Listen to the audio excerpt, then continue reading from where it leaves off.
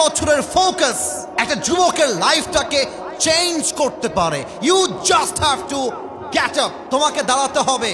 তোমার একটা শক্ত সিদ্ধান্ত পারে তোমার লাইফটাকে চেঞ্জ করতে পারে।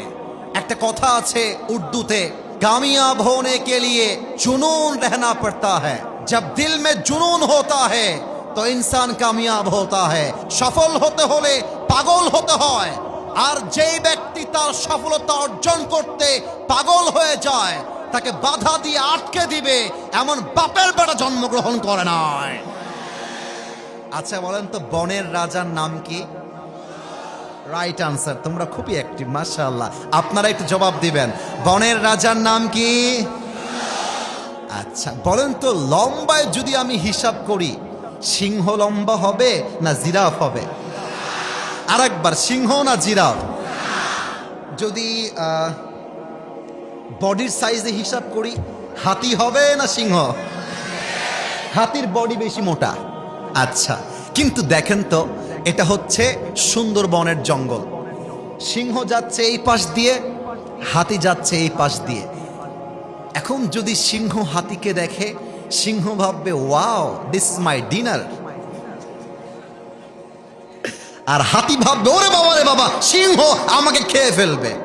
তো সিংহ যখন হাতিকে দেখে সে 2 কদম সামনে আগায়, আর হাতি যখন সিংহকে দেখে তখন দেখবা হাতিটা 2 ধাপ পেছনে এগিয়ে যায়, অর্থাৎ পালিয়ে যায়।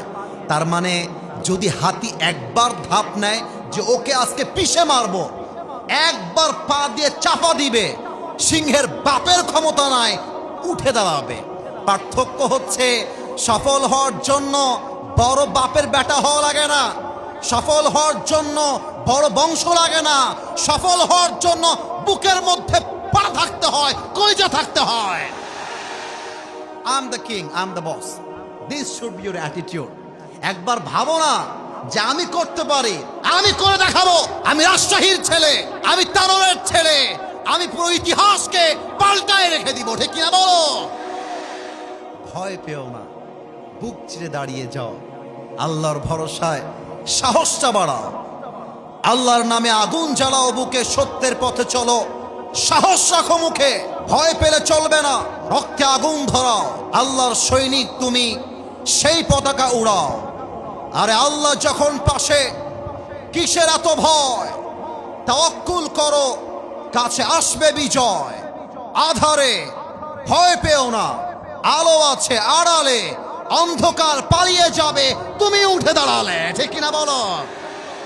আল্লাহ যুবকদেরকে সফল হওয়ার তৌফিক দান করুক, পড়েন সবাই আমিন।